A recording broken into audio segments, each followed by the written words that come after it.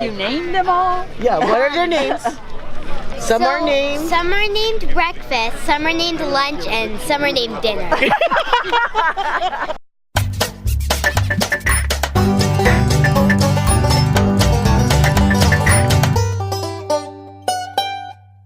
We're going to highlight a little bit more on some of the speakers that the people that we met at the Homesteaders Conference, Homesteaders of America Conference. Correct. We'll get it right eventually.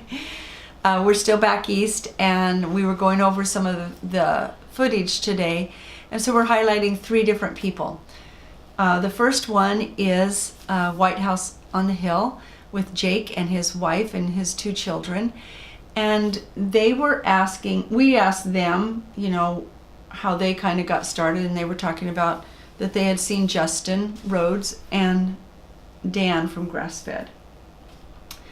And then they asked us what we were getting out of the tour. And so Jim talks about that. So I just wanted to preface that because I don't have them go through their whole Just like you guys, they came out they just came out to our area and we hung out with them for a few days. Okay.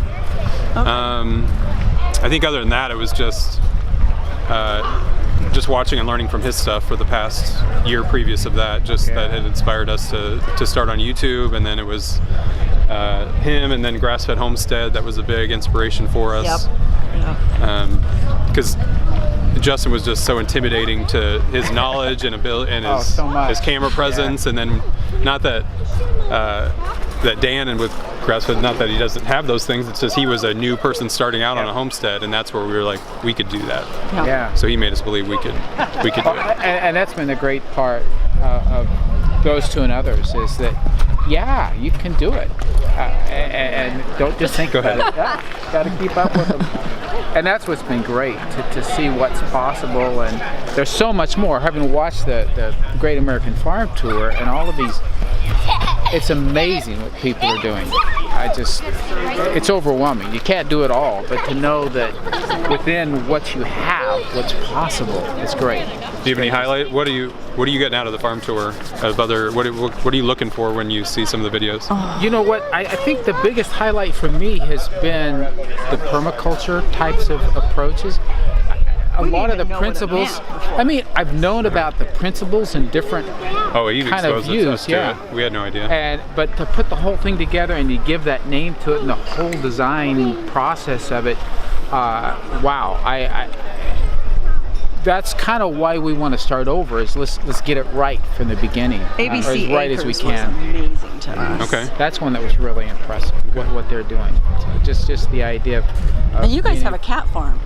Pretty much, but we're working on that. Slowly giving it up. We had 16 as of like 2 weeks ago, and now we're down to under at 10. We're down to like 8. Wow. So we've been giving them away, and we had a couple kittens that just passed away the other night when it was cold outside. But so we're working our way out of that. But yeah, I started using the username on some sites as permaculture cats because somebody said that on our video that you should make a. It was Justin. Justin says we got permaculture cats there. Next, we're going to be talking about Mel and Andrew and their daughter Allison. They're from Hawaii. Don't think they have a YouTube channel. No, they're just fans. Yeah, they're fans. They were fans. They're Justin Rhodes fans. They're Doug and Stacy.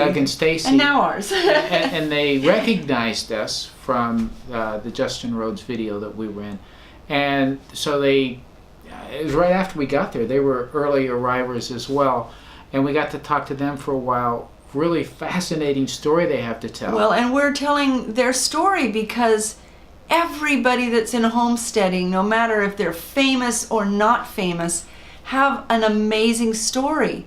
And they have a great story about quail. So, lesson for you here, whatever you're doing, it's a great story that someone else could hear and enjoy and benefit from. And share it. So, share it. We certainly plan to learn. We live on a 3,300 square foot lot. Not 1,000, 100. Right. Yeah, 3,300 foot lot. And it's in the middle of the city, but we have 2 chickens, 2 ducks, 5 dogs, 2 rabbits, a guinea pig, 2 tortoises, 2 turtles, and about 100 quail. And fish. And the quail, you do eggs? Yeah, so we raise the quail for meat and eggs. Okay. So we are ranging about 2.5 to 3 dozen eggs a day, and it's her job to grab the eggs and clean them, and then we sell them. So I've never had quail eggs. Do they taste the same as regular? Yeah, so apparently it's 3 quail eggs equals 1 chicken egg as quantity wise. Okay. But for nutrient wise, quail's eggs have way more nutrients, like vitamins and minerals, than chickens do. So they're way more beneficiary for you. Commercially, you can put 4 or 5 quail per square foot. So it means that sort of for us in an urban environment, sort of my main cage area is only sort of 8 feet by 3 feet. And I can keep 100 quail in that. Whereas if I was doing chickens, I'd only be able to get sort of 2 or 3. So it allows us to have a lot of and it doesn't have salmonella. Yeah. Oh, really? Quails don't have salmonella at all. Wow. Yeah, so quail's bodies are warmer in temperature, so they can't support salmonella bacteria in the gut, which means that you still have a risk of salmonella from any egg product, but the quail themselves won't support They're it. not So usually salmonella, it comes in from third party. Have you named them all? Yeah, what are their names?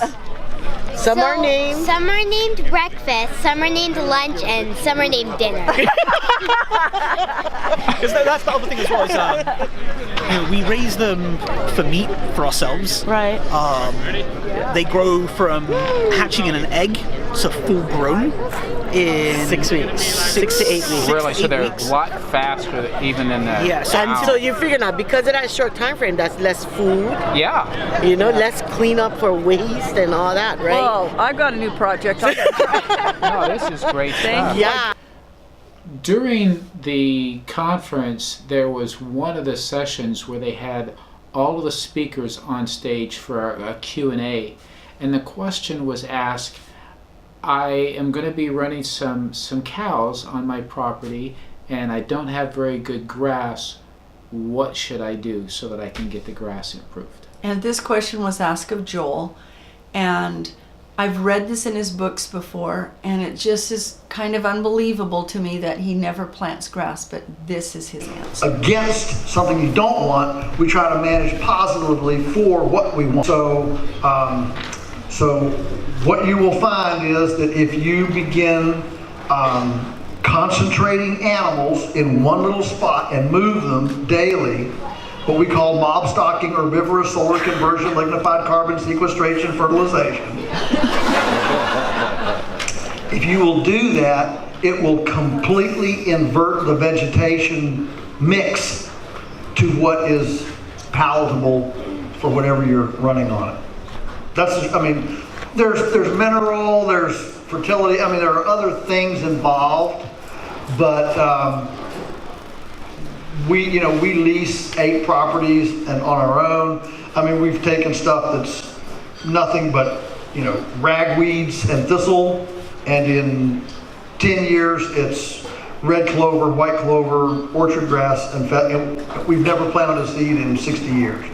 So the seeds are there, the seeds are in the seed bank, they're just waiting for a management scheme that is conducive to good plants instead of junk plants.